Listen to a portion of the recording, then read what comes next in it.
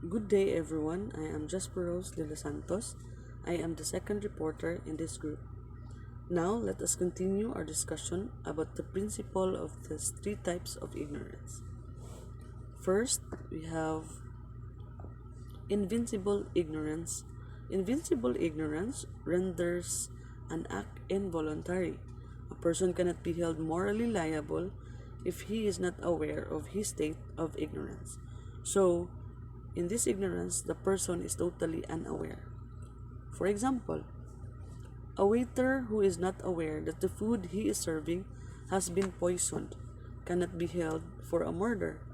In this example, the waiter is not aware that the food he is serving has been poisoned because usually, waiters just serve food to the customer without trying it first because it is rude to try it first before niya serves a customer or guest.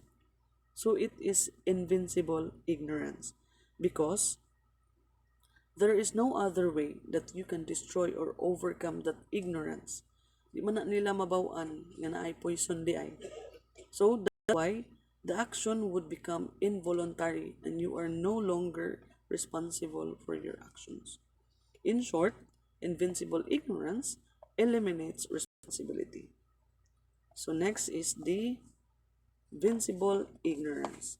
Vincible ignorance does not destroy but lessen the voluntariness and the corresponding accountability over the act. A person who becomes aware of the state of ignorance he is in has the moral obligation to rectify it by exercising reasonable diligence in seeking the needed information.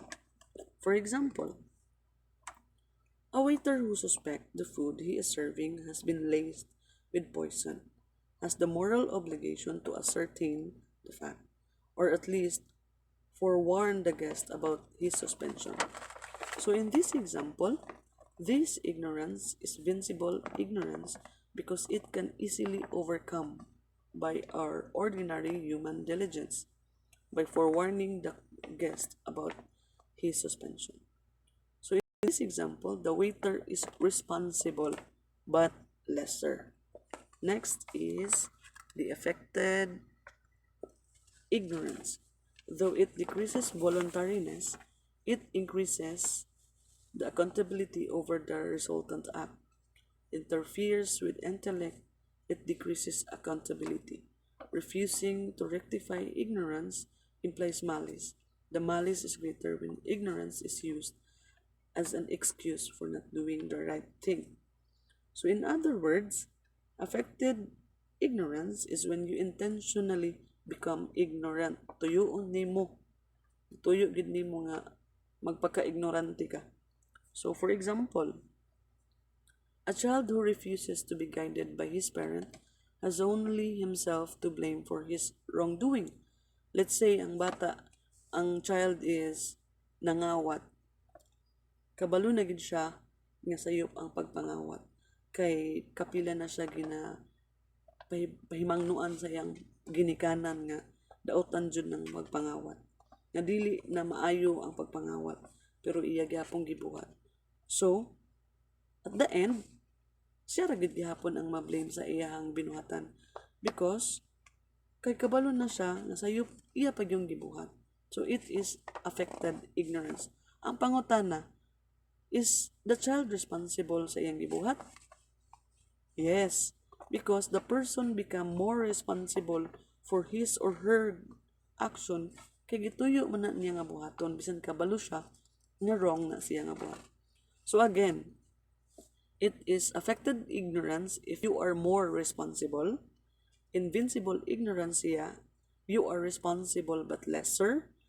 And then invincible ignorance siya, if there is no other way that you can destroy or overcome that ignorance. And that's why your action would become involuntary and you are no longer responsible for your actions. So that was the principle of the three types of the ignorance. So let us proceed in the second modifier of human act, which is the passion or concupiscence. Passion or concupiscence or strong or powerful feeling of emotions or emotion.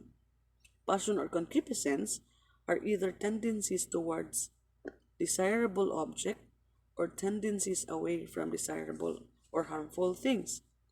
Desirable object falls under former are called positive emotion like love, desire, delight, hope, and bravery.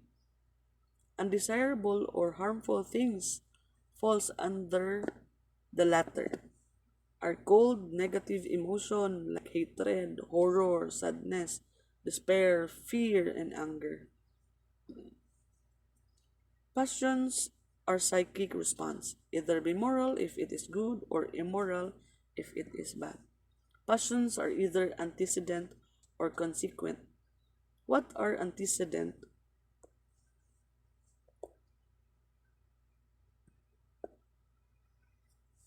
Antecedent are those that precede an act. It may happen that a person is emotionally aroused to perform an act.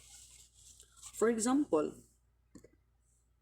lengthy phone calls to his sweetheart or to plot the murder of a rival. In this example, we must remember that his passion was in itself good. All passion, in fact, are in themselves good. However, he had acted according to the inappropriate passion. Thus, the action would have been evil, but the voluntariness and culpability would have been reduced. Again, antecedent passion do not always destroy voluntariness, but diminish accountability for the resultant act. Antecedent passion weaken the willpower of a person without, however, completely obstructing his freedom. It is called as crimes of passion are voluntary.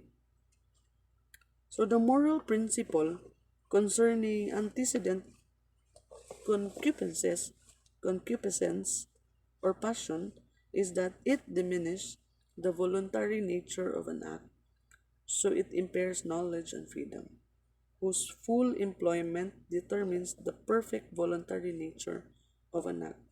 So, naay defect sa iyahang voluntariness. So, mo diminish ang iyahang nature sa iyang act. So, in that case, mo diminish pod imuhang moral accountability. Di ba? Then, consequent passion or consequent concupiscence are those intentionally aroused and kept. This pertains to the occurrence of passion as deliberately fostered by the will. For example, a young man may deliberately arouse himself by reading pornographic magazines. If the passion is inappropriate to the situation, the act of the arousal is evil, fully voluntary, and culpable. However, once the consequent passions or concupiscence takes over, the subsequent voluntary is lessened and the natural inclination is reinforced.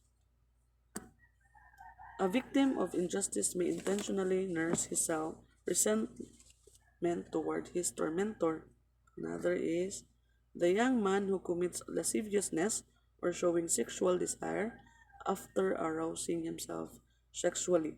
So at this point, there is already a deliberate act where there is knowledge and freedom. Consequent passion do not lessen voluntariness, but may even increases accountability.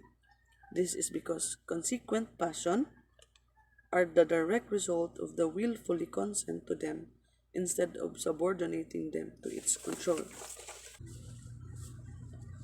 So again, consequent passion, it does not diminish the voluntary nature of an act, and it does not impair the knowledge of and freedom, which both determine the perfect voluntary nature of an act. So here, we can say that ang naay moral responsibility between the two types of passion or concupiscence is ang consequent passion kumpara sa antecedent passion. That was the two type of passion, the antecedent and the consequent passion. So, this is the end of my topic. and let's welcome the next reporter. Thank you and God bless.